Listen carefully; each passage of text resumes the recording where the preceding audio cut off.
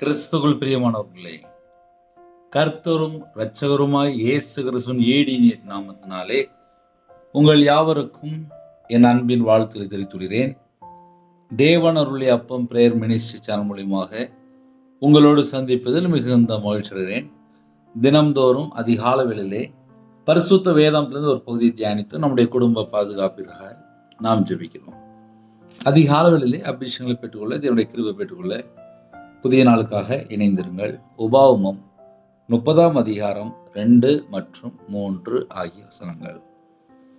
உன் தேவனாகிய கர்த்தரிடத்திற்கே திரும்பி, இன்று நான் உனக்கு கற்பிக்கிறபடியெல்லாம் நீயும் உன் பிள்ளைகளும் உங்கள் முழு இதயத்தோடும் உங்கள் முழு ஆத்துமாவோடும் அவருடைய சத்தத்திற்கு செவி கொடுத்தால், உன் தேவனாய் கர்த்தர் உன் சிறையிருப்பை திருப்பி உனக்கு இறங்கி, உன் தேவனாய் கர்த்தர் உன்னை சிதறடித்த எல்லா ஜனங்களிடத்திலும் இருக்கிற உன்னை திரும்ப சேர்த்து கொள்வார். ஹல்லேலூயா. கிறிஸ்துவுக்குள் பிரியமானவர்களே, இன்னைக்கு வாக்குத்தத்தம் மற்றும் ஆலோசனை, ஆவிக்குரிய வாழ்க்கையிலே வளர என்ன செய்ய வேண்டும்? மறுபடியும் சொல்றேன், வாக்குத்தத்தம், கர்த்தருடைய ஆலோசனை, ஆவிக்குரிய வாழ்க்கையிலே வளர என்ன செய்ய வேண்டும்? உன்னை திரும்ப சேர்த்து கொள்வார். உங்க வீட்டில் ஒரு டைரி இருந்தா நீங்க எடுத்து எழுதி வைத்துக் கொள்ளலாம். உன்னை திரும்ப சேர்த்து கொள்வார். உன்னை திரும்ப சேர்த்து கொள்வார். நம்ம எந்த சூழ்நிலையிலே காலவேளையிலே இணைந்திருக்கும் கர்த்தருக்கு மட்டும்தான் தெரியும். மனிதனால் புறக்கணிக்கப்பட்ட நிலைமை உண்டு, குடும்பத்தால் புறக்கணிக்கப்பட்ட நிலைமை உண்டு. நிறைய காரியங்கள் நம்ம சொல்ல முடியும். உன் தேவனாய் கர்த்தரிடத்திற்கே திரும்பி, ஒன்றும் இல்லை, நான் ஒரு வழியில போயிட்டு இருக்கேன், அது நல்ல வழியா கெட்ட வழியா எனக்கு தெரியாது, ஆனால் அது தவறான வழி அப்படின்னு சொல்லி தெரிஞ்சிட்டு அப்படின்னா உடனே மனம் திரும்பிடணும் அப்படிம்பாங்க. இந்த உலகத்துல வாழ்ற எத்தனையோ கோடி ஜனங்கள் உண்டு. எல்லாரும் தேவனுக்கு பிரியமானபடி வாழ்ந்தாங்களா அப்படின்னு சொல்லி கேட்டால், அதுல ஒரு சில குடும்பங்கள் தேவனுக்கு பிரியமானபடி வாழ்ந்திருப்பாங்க. ஒரு சில குடும்பங்கள் இயேசுவை எங்களுக்கு தெரியும் அப்படிம்பாங்க. ஆனா தேவனுடைய வார்த்தைக்கு கீழ்ப்படிந்தாங்களா அப்படின்னு சொல்லி கேள்வி கேட்கும்போது ஒரு சந்தேகத்துலதான் அப்படியே பார்ப்பாங்க. அப்படின்னா என்ன அர்த்தம் அப்படின்னா, கையில பைபிள் எடுத்து வாசிக்க மாட்டாங்க, ஜெபிக்க மாட்டாங்க, தேவனை தேட மாட்டாங்க, சர்ச்சுக்கும் போக மாட்டாங்க. வருஷத்துல 2 நாள் சர்ச்சுக்கு போறவங்களா இருக்கிறாங்க. சில குடும்பத்துல புது வருஷத்துக்கு மட்டும்தான் போவாங்க. ஜனவரி மாசம் 1ஆம் தேதி ஆயிட்டுனா போதும், சர்ச்சுக்குள்ள கரெக்டா இருப்பாங்க. புது வருஷத்துக்கு அடுத்தாப்புல அடுத்த வருஷம் தான் நீங்க பார்க்க முடியும். அப்படியும் சில குடும்பங்கள் உண்டு. இப்படிப்பட்ட காலத்துல நம்ம வாழ்ந்துட்டு இருக்கோம். இந்த வருஷம் முழு பைபிள் வாசித்து முடிக்க தீர்மானம் பண்ணுங்க.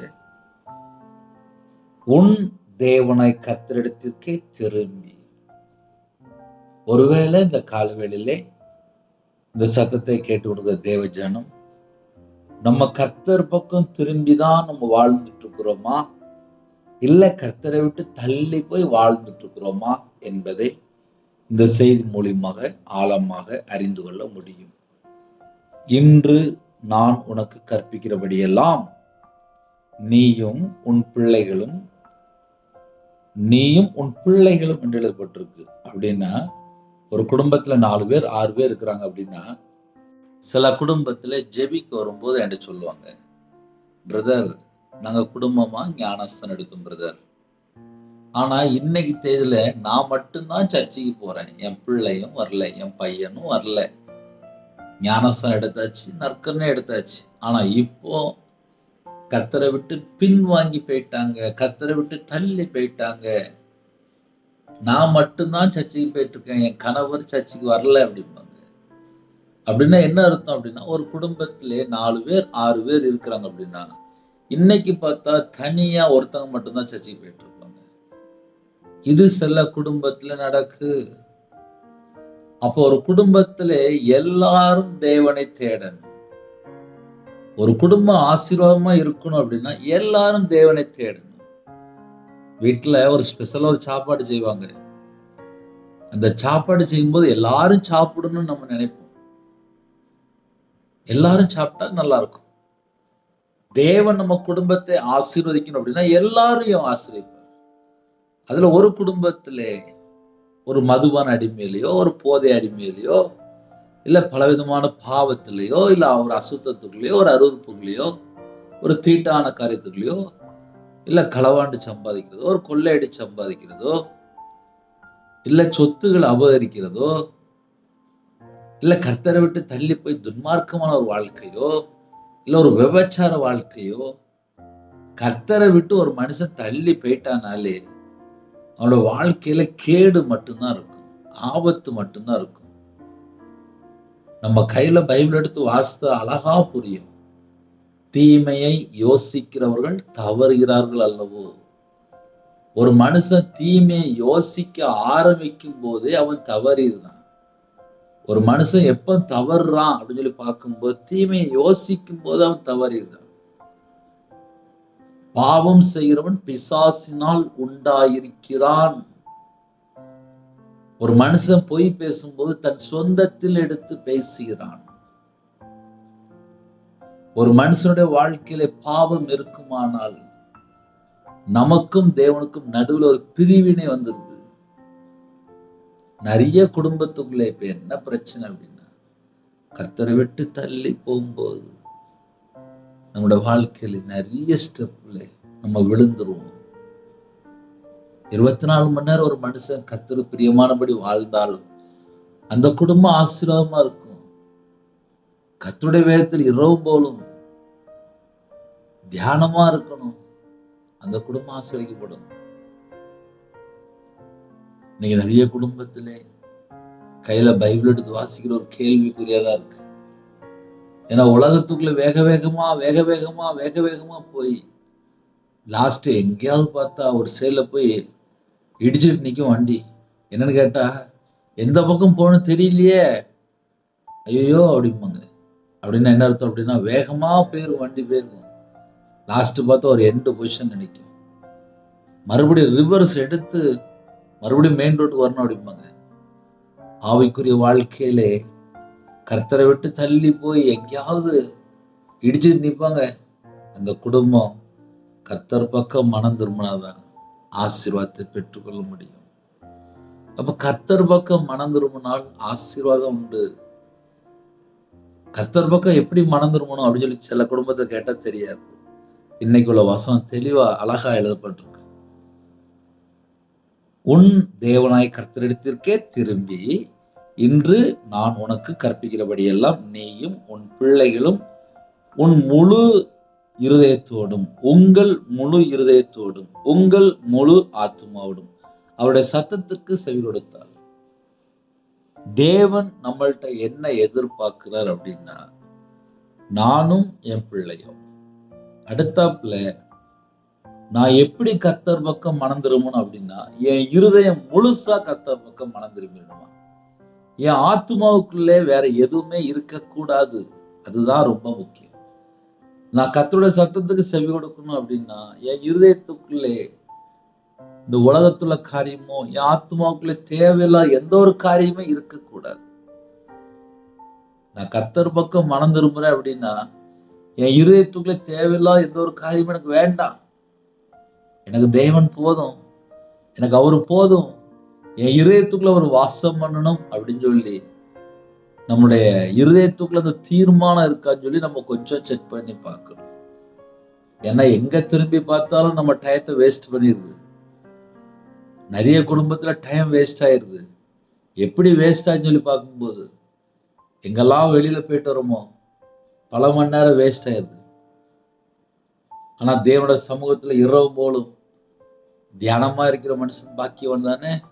கர்த்தருடைய வேதத்தில் பிரியமா இருந்து இடைவிடாமல் ஜெபிக்கிறவங்க ஆசீர்வதிக்கப்பட்டவங்க தானே. கர்த்தரை துதிக்கிறவங்க ஆசீர்வதிக்கப்பட்டவங்க. துதிக்கும் போதுதான் மனிதனுடைய கண்களை தயவடைக்கும். இந்த கடைசி காலம் செல்போன் வந்ததுக்கு அப்புறம் பல மணி நேரம் செல்போன்ல போயிருது. பல மணி நேரம். நிறையருடைய வாழ்க்கையில் இதுதான் பிரச்சனை. இந்த காலவேளையிலே முழு இருதயம் தேவனுக்கு முன்பா எப்படின்னு சொல்லி தேவன் பார்ப்பார்ல. என் ஆத்துமாவுக்குள்ளே கரை இருக்கா, தீட்டான காரியம் இருக்கா, அசுத்தமான காரியம் இருக்கா, பாவக்காரியம் இருக்கா, தேவன் பார்ப்பார். இதெல்லாம் பார்த்துதான் ஒரு குடும்பத்தை ஆசீர்வதிக்கிறார். இன்னைக்கு நம்ம குடும்பம் ஆசீர்வதிக்கப்படணும் அப்படின்னா என் இதயத்துக்குள்ள ஏதாவது கட்டப்பட்ட நிலைமை இருக்கான்னு சொல்லி நான் யோசித்து பார்க்கணும். என் இதயத்துக்குள்ளே பாவ காரியம் இருக்கான்னு சொல்லி யோசித்து பார்க்கணும். என் இதயத்துக்குள்ளே துன்மார்க்கமான காரியம் இருக்குன்னு சொல்லி நான் யோசித்து பார்க்கணும். ஒரு மனுஷனுடைய வாழ்க்கையில யோசித்து பார்க்கிறது ரொம்ப முக்கியமான காரியம். நீயும் உன் பிள்ளைகளும், நானும் என் பிள்ளையும், அப்படிதான் எழுதப்பட்டிருக்கு. நீயும் உன் பிள்ளைகளும். அப்ப கர்த்தரை யாரெல்லாம் தேடுறாங்களோ அந்த குடும்பம் ஃபுல்லா தேடுதா? அதுதான் முக்கியமான பாயிண்ட். வீட்டுல வாலிப பையன் சர்ச்சுக்கு போறதில்ல, வாலிப பிள்ளை சர்ச்சுக்கு போறதில்ல. எத்தனை குடும்பத்துல சர்ச்சுக்கு போகாம வாழ்ந்துட்டு இருக்கிறாங்க. நம்ம ஆவிக்குரிய வாழ்க்கை ஆசீர்வாதமா இருக்கணும் அப்படின்னா என் இருதயத்துக்குள்ளே இயேசு கிறிஸ்து இருக்கும் போதுதான் ஆசீர்வாதம். கர்த்தர் பக்கம் திரும்பினா மட்டும்தான் அவர் நம்ம இருதயத்துக்குள்ள வருவாரு. இந்த உலகத்துல நிறைய காரியங்களை அடிமையா இருந்தால் அவனோட வாழ்க்கையில சிறையிருப்பு இருக்கும். இன்னைக்கு ஏன் சிறையிருப்பு மாறல அப்படின்னா கர்த்தர் பக்கம் முழுசா மனம் திரும்பியாச்சா, விட வேண்டிய விட்டாச்சா, வெறுக்க வேண்டிய வெறுத்தாச்சா? விட வேண்டியது என்ன? மாம்சத்தினுடைய அந்த 17 கேரக்டர். வெறுக்க வேண்டிய காரியம் என்ன? தீமை. எதை விட்டு விலகணும்? பொல்லாப்பை விட்டு விலகணும். பொல்லாப்பை விட்டு விலகியாச்சுன்னா அந்த மனுஷன் பரிசுத்தமா வாழ்ந்துருவான். ஏன்னா கர்த்தர் பக்கம் வந்துருவான். தீமை வெறுத்தாச்சு அப்படின்னா கர்த்தருக்கு பயப்படுகிற பயம், கர்த்தர் பயந்து வாழ ஆரம்பிச்சிருவான். ஞானம் தருவார், புத்தி தருவார், அறிவு தருவார், எல்லா கிஃப்டும் தருவாரு. ஆனா நான் வெறுக்க வேண்டிய வெறுத்தா மட்டும்தான் என் வாழ்க்கை ஆசீர்வாதம். இந்த கடைசி காலம் கெட்டு போறதுக்கு வாசல் விரிவா திறக்கப்பட்டிருக்கு. எங்க பார்த்தாலும் கெட்டு போறதுக்கு வாசல் விரிவா திறக்கப்பட்டிருக்கு. தேவனை தேடக்கூடிய ஜனங்கள் ரொம்ப குறைஞ்சிட்டு வராங்க. என்னன்னு சொல்லி பார்க்கும்போது கையில செல்போன் இருக்கு. அந்த செல்போன் எடுத்து தான் தேவனை தேடுற மாதிரி நினைச்சுக்கிட்டாங்க. கிடையாது, கிடையாது. அந்தரங்கத்துல கதவை பூட்டி செல்போன்ல எங்கேயும் எல்லாம் ஓரமா போயிடணும். தேவனை தேடுற இடத்துல தேவனுக்கு மட்டும்தான் முதலிடம். வேற தேவையில்லாம எந்த ஒரு காரியமும் இருக்கக்கூடாது. உங்களுக்கும் தேவனுக்கும் நடுவில் எதுவுமே இருக்கக்கூடாது. அழகா போட்டிருக்கு, உங்கள் முழு இருதயத்தோடும் உங்கள் முழு ஆத்துமாவோடும் நீயும் உன் பிள்ளைகளும். அப்ப முழு ஆத்துமாவோடும் முழு இருதயத்தோடும் அப்படின்னா உலகத்துல எந்த ஒரு காரியத்தை யோசிச்சுட்டு இருந்தா அங்க முழுசு இருக்காது, பரிபூர்ணம் இருக்காது, குறையா இருக்கும். நானே இருக்கிறேன். என் இருதயத்துல நான் நிறைய காரியத்தை யோசிச்சுட்டு இருந்தா தேவனோட சமூகத்துல போய் நான் எப்படி உட்கார முடியும்? நம்ம நார்மலா யோசித்து பார்ப்போமே. என் இருதயம் ஃபுல்லா தேவன் கூட இருக்கணும், இருதயத்துக்குள்ள இருக்கணும் அப்படின்னா என்னோட வாழ்க்கையில தேவன் என் கூட இருக்கணும் அப்படின்னா, என் இருதயத்துக்குள்ள இருக்கணும் அப்படின்னா இந்த உலகத்துல எல்லா காரியத்தையும் நான் வெறுத்தா மட்டும்தான் என் கூட இயேசு இருப்பார். அதனால கர்த்தருடைய பிள்ளைகள் கால வேளையில ஆசீர்வாதங்களை பெற்றுக்கொள்ளணுமா? உன் தேவனாய் கர்த்தரிடத்திற்கே திரும்பி இன்று நான் உனக்கு கற்பிக்கிறபடியெல்லாம் நீயும் உன் பிள்ளைகளும் உங்கள் முழு இருதயத்தோடும் உங்கள் முழு ஆத்துமாவோடும் அவருடைய சத்தத்திற்கு செவி கொடுத்தால், இழுக்கார் மெதுவா, செவி கொடுத்தால். இன்னைக்கு நிறைய குடும்பத்துல செவி கொடுக்கிற குடும்பத்தை பார்க்க முடியல. நிறைய தேவைகள் காலையில நம்ம வாழ்க்கையில இருக்கு. ஆனால் கர்த்தருடைய சத்தத்துக்கு செவி கொடுத்தால் நம்ம குடும்பம் ஆசீர்வாதமா இருக்கும். ஐயா, கர்த்தருடைய சத்தத்துக்கு நான் எப்படியா செவி கொடுக்கணும் அப்படின்னா உங்க இருதயத்துக்குள்ள தேவையில்லாத காரியம் எதுவுமே இருக்கக்கூடாது. முழு இருதயம் தேவனுக்கு வேணும், முழு ஆத்துமா தேவனுக்கு வேணும். பாவம் செய்யற ஆத்துமா சாகும் சொல்லி போட்டிருக்கு. நம்ம ஆத்துமாவுக்குள்ளே பாவம் வரும்போது ஆத்துமா செத்து போன நிலைமையில போயிருது. இதயத்துக்குள்ள தேவையில்லா குப்பை, கசப்பு, வெறுப்பு, பகை, கோபம், எரிச்சல், மாம்சத்தினுடைய கிரியை எல்லாம் கொண்டு போய் அந்த இதயத்துக்குள்ள கொண்டு போய் வைக்கும்போது அது லாஸ்ட் பார்த்தா இதயத்தை ஃபுல்லா தீட்டுப்படுத்திடும். இதுதான் நிறைய வீட்டுக்குள்ள நடக்கு. என் இருதயம் ஃபுல்லா சுத்திகரிக்கப்படணும். இயேசு கிறிஸ்து ரத்தத்தினால கழுவி சுத்திகரிக்கப்படணும். என் வாழ்க்கை ஆசீர்வாதமா இருக்கணும் அப்படின்னா என் இருதயத்துக்குள்ளே இயேசு கிறிஸ்து மகாபிரபு வரணும். என் ஆத்துமா இயேசு கிறிஸ்து ரத்தத்தினால கழுவப்பட்டிருக்கணும். அப்பதான் ஆசீர்வாதம். முழு இருதயத்தோடும் முழு ஆத்துமாவோடும் அவருடைய சத்தத்துக்கு செவி கொடுப்பாயானால் எல்லா குடும்பமும் ஆசீர்வாதமா இருக்கும். உன் தேவனாய் கர்த்தர் உன் சிறையிருப்பை திருப்பி. இப்ப நம்முடைய சிறையிருப்பு மாறணும் அப்படின்னா எப்படி இருந்தால் மாறும் அப்படின்னா முழு இருதயமும் அவருக்கு பிரியமானபடி இருக்கணும். என் இருதயத்துக்குள்ள இயேசு கிறிஸ்து வரணும் அப்படின்னா தேவையில்லாத எந்த ஒரு காரியமும் உள்ள இருக்கக்கூடாது. என் இதயத்துக்குள்ள தேவையில்லாத எந்த ஒரு காரியமும் இருக்கக்கூடாது. அதுதான் சத்தியம். உங்க இதயத்துக்குள்ள இயேசு கிறிஸ்து வரணும்னா இதயத்துக்குள்ள தேவையில்லா குப்பைகள் இருக்கக்கூடாது. மனுஷன் மேல நம்பிக்கையை வச்சா சாபம் வருது. சுவாசம் உள்ள மனுஷனை நம்புவதை விட்டு விடுங்கள். மனுஷன் வேஷமாகவே தெரிகிறான். இப்படிப்பட்ட காலத்துல நம்ம வாழ்ந்துட்டு இருக்கிறோம். உன் தேவனாய் கர்த்தர் உன் சிறையிருப்பை திருப்பி உனக்கு இறங்கி அப்ப நம்ம வாழ்க்கையில கர்த்தர் இறங்கணும் அப்படின்னா நான் அவர் பக்கம் திரும்பிட்டேனா? அதுதான் கேள்வி. நான் அவர் பக்கம் திரும்பிட்டேன் அப்படின்னா என்னோட வாழ்க்கையில சிறையிருப்பு மாறும். நான் கர்த்தர் பக்கம் மனம் திரும்பிட்டேன் அப்படின்னா என்னோட வாழ்க்கையில சிறையிருப்பு மாறும். என் இருதயத்துக்குள்ளே உலகத்துள்ள காரியத்தை கூட நான் வச்சுட்டேன்னா சிறையிருப்பு அங்கதானே இருக்கும். நம்ம நார்மலா யோசித்து பார்ப்போமே. 5 மணி நேரம் 6 மணி நேரம் நாடகமும் பார்ப்பேன், படமும் பார்ப்பேன். அப்ப சிறையிருப்புக்குள்ளதானே இருப்பான். சிறையிருப்பு மாறணும் அப்படின்னா 24 மணி நேரம் என் கூட இயேசு கிறிஸ்து இருக்கணுமே.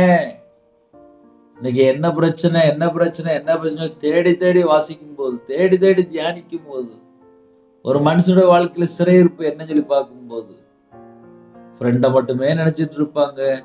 அவங்க யார்கிட்டயோ பழகி இருப்பாங்க, அதை மட்டுமே நினைச்சிட்டு இருப்பாங்க. இன்னும் தவறான காரியத்தை யோசிச்சுட்டு இருப்பாங்க, பொய்யா யோசிச்சுட்டு இருப்பாங்க. இறக்கமும் இருக்காது, இஷ்டம் போல வாழ்ந்துட்டு இருப்பாங்க. ஞாயிற்றுக்கிழமை 1/2 மணி நேரம் 1 மணி நேரம் சர்ச்சுக்கு போயிருந்தாங்கப்பா. மற்ற 6 நாள் இதயத்துக்குள்ள என்ன இருக்கு? இதயத்துக்குள்ள என்ன இருக்கு? அதனால இந்த கடைசி காலம் தேவனுக்கு பிரியமானபடி வாழ்ந்தால் சிறையிருப்பு மாறும். நம்மளுடைய சிறையிருப்பு மாறணும் அப்படின்னா நம்ம இதயத்துக்குள்ளே தேவையில்லா எந்த ஒரு காரியமும் இருக்கக்கூடாது. இதயத்துக்குள்ளே தேவையில்லாத காரியங்கள் இருக்கும்போது நிறைய பிரச்சனைகள், நிறைய போராட்டங்கள் வந்துடும். உன் தேவனாய் கர்த்தர் உன் சிறையிருப்பை திருப்பி. நான் கர்த்தர் பக்கம் திரும்பினா என்னுடைய சிறையிருப்பை திருப்புகிறார். நான் கர்த்தர் பக்கம் திரும்பி வரும்போது, அப்பா நான் உங்க பிள்ளை வந்துட்டேன்ப்பா, என்னை ஏற்றுக்கொள்ளுங்கப்பா, உங்க பிள்ளை வந்துட்டேன்ப்பா, நான் துன்மார்க்கனா வாழ்ந்துப்பா, என்னை மன்னிச்சிருங்கப்பா, என்னை ஏற்றுக்கொள்ளுங்கப்பான்னு சொல்லிட்டு கர்த்தர் பக்கம் ஒரு மனுஷன் திரும்பிட்டான் அப்படின்னாலே அவனுடைய சிறையிருப்பு அந்த செகண்டே மாறும். யாரெல்லாம் இந்த செய்தி கேட்குறீங்களோ, இப்பவுமே நம்ம சிறையிருப்பு மாறணுமா? மாறும். உடனே சிறையிருப்பு மாறும். என்னதமா செய்யணும்? என் இருதயம் கர்த்தர் பக்கம் இருக்கணும். இந்த உலகத்திலே பாவ இன்பத்துக்குள்ள போயிடக்கூடாது. எங்க பார்த்தாலும் பாவம் தான், எங்க பார்த்தாலும் அக்கிரமம் தான், எங்க பார்த்தாலும் பொய், எங்க பார்த்தாலும் தவறு. இந்த கடைசி காலம் பாவம் பெருகிட்டு வருது. இப்படிப்பட்ட காலத்துல நம்ம வாழ்றோம். தேவனுக்கு முன்பாக தேவனுடைய சமூகத்திலே தாழ்த்தி அர்ப்பணித்து நாளை தொடங்குவோம். நம்முடைய சிறையிருப்பு மாறினா மட்டும்தான் ஆசீர்வாதம். சிறையிருப்பு மாறணும் அப்படின்னா நம்ம கர்த்தரை விட்டு தள்ளி போறோமா, எங்கேயாவது யோசிக்கணும். ஏதாவது பாவ காரியம் இருக்கா, நம்முடைய வாழ்க்கையில இருக்கா? 24 மணி நேரம் ஒரு மனுஷன் உண்மையா வாழ்ந்தால் பரிபூர்ணமான ஆசீர்வாதத்தை பெறுவான்னு சொல்லி போட்டிருக்கு.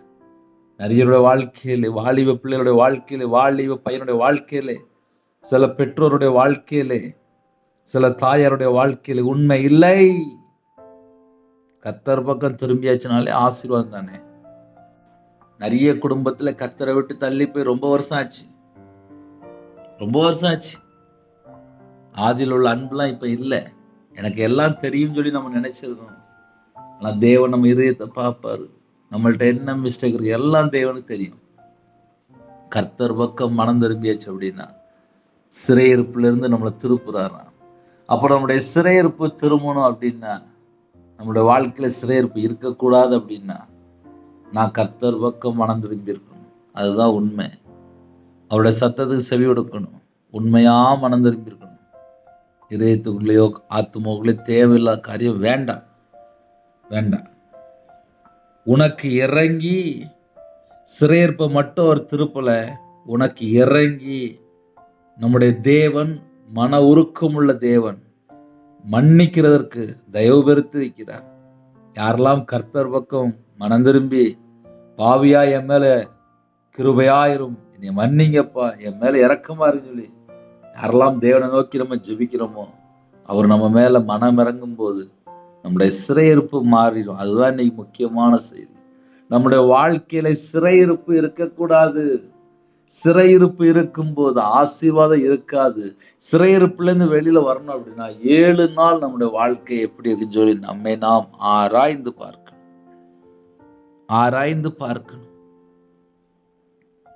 ஆராய்ந்து பார்த்தால்தான் ஆசீர்வாதம். ஏன்னா 7 நாள் வாழ்க்கையில துன்மார்க்கமான வாழ்க்கை இருக்குமானால் எப்படி தேவன் ஆசீர்வதிப்பார்? உன் தேவனாய் கர்த்தர் உன் சிறையிருப்பை திருப்பி உனக்கு இறங்கி, உன் தேவனாய் கர்த்தர் உன்னை சிதறடித்த எல்லா ஜனங்களிடத்தில் இருக்கிற உன்னை திரும்ப சேர்த்து கொள்வார். இந்த நாளிலும் நம்ம குடும்பத்தை திரும்ப சேர்த்து கொள்ளணும் அப்படின்னா நம்ம கர்த்தர் பக்கம் மனம் திரும்பி இருக்கணும். உண்மையா மனம் திரும்பி இருக்கணும். ஏன்னா இந்த உலகத்துல தேவையில்லாத காரியம் தான் 1000 காரியம் இருக்கு. கர்த்தர் பக்கம் வாங்க அப்படின்னா செல்போன் பக்கம் போறாங்க. ஐயா கையில பைபிள் எடுத்து வாசிங்க அப்படின்னா செல்போனை கையில பைபிள் எடுத்து வாசிக்கிறாங்க. ஒரு பாட்டு படிங்க அப்படின்னா கையில செல்போனை பாட்டு புக் எடுத்து படிக்கிறாங்க. இப்ப நிறைய குடும்பத்திலே தேவனை தேடுறது எல்லாமே வித்தியாசமாயிட்டு வருது. நம்ம இருதயத்துக்குள்ள 24 மணி நேரம் தேவனோட வார்த்தை பரிசுத்தாவினால் நிரப்பப்பட்டிருக்கும் போது, தேவனுக்காக இருக்கும்போது நம்ம குடும்பங்கள் ஆசீர்வதிக்கப்படும். இருக்கிற இடத்துல அப்படியே கண்களை மூடி நம்ம ஜெபிக்க போயிடும். கடைசியில என்ன தெரியுமா? உன்னை திரும்ப சேர்த்து கொள்வார். இன்னைக்கு வாக்குத்தத்தம் என்ன தெரியுமா? உன்னை திரும்ப சேர்த்து கொள்வார். கண்களை மூடி நாம் ஜெபம் செய்வோம். எங்களை அதிகமாய் நேசிக்கிறோம் அன்பு நல்ல பரிசுத்தமுள்ள நல்ல பிதாவே, நன்றியோடு துதிக்கிறோம் செய்கிறோம்ப்பா. எங்களோட வாழ்க்கையில நாங்க கர்த்தரை விட்டு எங்கெல்லாம் தள்ளி போயிருக்கிறோமோ இந்த பாவத்தை மன்னிங்கப்பா, இந்த அக்கிரமத்தை மன்னிங்கப்பா. கர்த்தரை விட்டு தள்ளி போன காரியங்கள் இந்த வாழ்க்கையில என்னெல்லாம் இருக்கோ எல்லா பாவத்தையும் மன்னிங்கப்பா. ஒவ்வொரு குடும்பத்தையும் மன்னிங்கப்பா. மன்னித்து ஆசீர்வதிங்கப்பா. பரிசுத்தப்படுத்தி ஆசீர்வதிங்கப்பா. தீமையான காரியம் எதெல்லாம் இருக்கோ எல்லாவற்றையும் நீக்கி ஆசீர்வதிங்கப்பா. சிறுபிள்ளை முதல் கொண்டு முதியோர் வரை எல்லாரையும் ஆசீர்வதிங்கப்பா. தாழ்த்துறாங்கப்பா. அந்த பிள்ளைகளை ஆசீர்வதிங்கப்பா. வேற நாட்டுக்குள்ள இருக்காங்கப்பா. உங்க பிள்ளைகளை ஆசீர்வதிங்கப்பா. இதே ஃபுல்லா பாரம், இந்த பாரத்தை எல்லாம் நீக்கி போட்டுருங்கப்பா.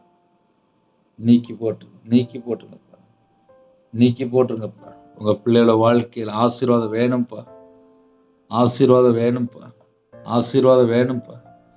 என் நாமத்து நிமித்தம் எதை கேட்டாலும் என்று சொன்னீங்கப்பா. இயேசு கிறிஸ்து நாமத்தினாலே கேட்கிறோம்ப்பா. பிள்ளைகளை ஆசீர்வதிங்கப்பா. பண்டகசாலை திறந்து ஆசீர்வதிங்கப்பா. காலை வெளியில போறாங்க, விவசாயத்துக்கு போறாங்க, வியாபாரத்துக்கு போறாங்க, கம்பெனிக்கு போறாங்க, தொழிலுக்கு போறாங்க, வெளிநாட்டுல எல்லாம் பக்கங்க வாலிப பிள்ளைகள் ஜெபிக்கிறாங்க, டிரைவிங் லைன்ல இருக்காங்க. சில குடும்பத்துல ஆர்மியில ஜெபிக்கிறாங்க, போலீஸ் ஆபீஸ் ஜெபிக்கிறாங்க, டீச்சர் ஜெபிக்கிறாங்க, டாக்டர் ஜெபிக்கிறாங்க, நர்ஸ் ஜெபிக்கிறாங்க. எல்லா குடும்பமும் உம்முடைய பாதங்கள் அர்ப்பணிக்கிறோம். கர்த்தரும் பிள்ளைகளை ஆசீர்வதிக்கணும். உம்முடைய பிரசன்னத்தினாலே உங்க பிள்ளைகளை நிரப்புங்கப்பா. உம்முடைய வல்லமையினால் நிரப்புங்கப்பா. ஜெப அபிஷேகம் தாங்கப்பா. தியானிக்கிற அபிஷேகம் தாங்கப்பா. புது எண்ணெயால் அபிஷேகம் பண்ணுங்கப்பா. உம்முடைய வல்லமையினால் நிரப்புங்க. எத்தனையோ குடும்பத்துல கடன்ல கஷ்டப்படுறாங்கப்பா. இந்த கடன் பிரச்சனைக்கெல்லாம் ஒரு முடிவு கொண்டு வரீங்களா? முடிவு கொண்டு வரீங்களா? சில குடும்பம் வியாதியிலே பலவீனத்தோடு படுத்த படுக்கையில் இருக்கிறாங்க. அந்த குடும்பத்தை கர்த்தர் கண்ணோக்கி பார்ப்பீங்களா? கர்த்தர் கண்ணோக்கி பார்ப்பீங்களா? நீங்க கண்ணோக்கி பார்த்தாலே ஆசீர்வாதம். எங்க வாழ்க்கையில என்னென்ன குறை இருக்கோ இந்த குறையெல்லாம் மன்னிங்கப்பா. மன்னித்து ஆசீர்வாதம். சரீரத்துல பலவீனத்தோட படுத்த படுக்கையில எத்தனையோ இடத்துக்குள்ள இருந்து ஜெபிக்கிறாங்க. உங்க பிள்ளைகளுக்கு பூரண சுகம் வேணும், பூரண தீர்காயுசு வேணும்ப்பா. ஒவ்வொரு குடும்பத்தையும் கர்த்தர் வேலையடைத்து ஆசீர்வதிங்கப்பா. சில நாட்டிலே அப்பா உபத்திரத்தோடு ஜெபிக்கிறாங்க.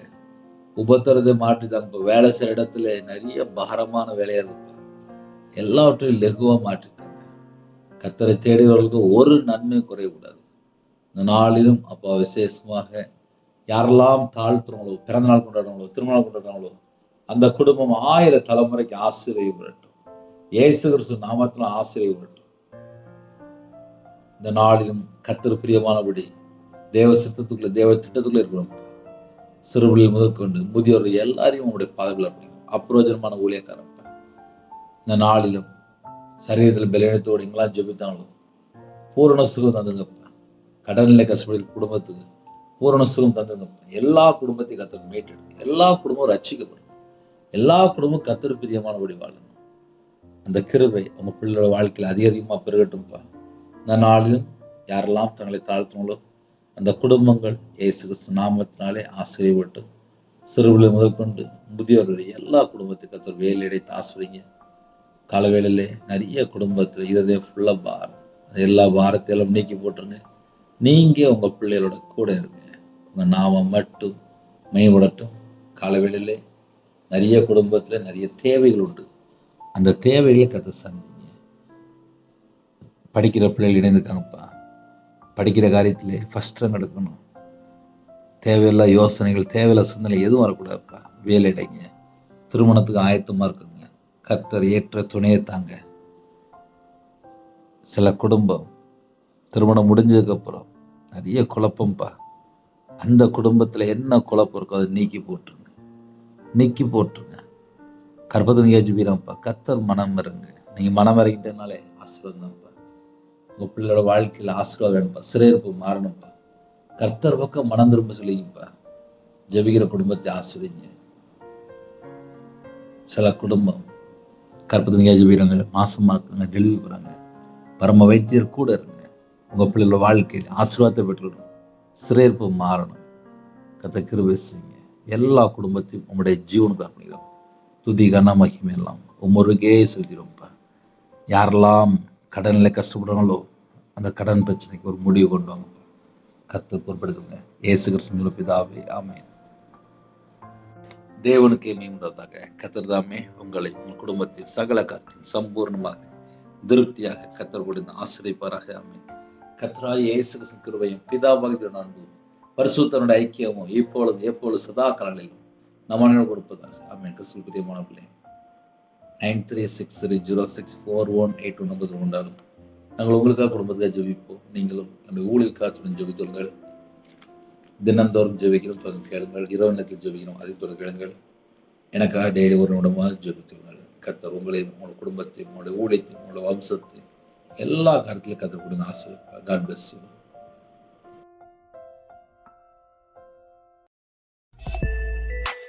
Thanks for watching. Please subscribe our channel. Click the like and share. Click the bell.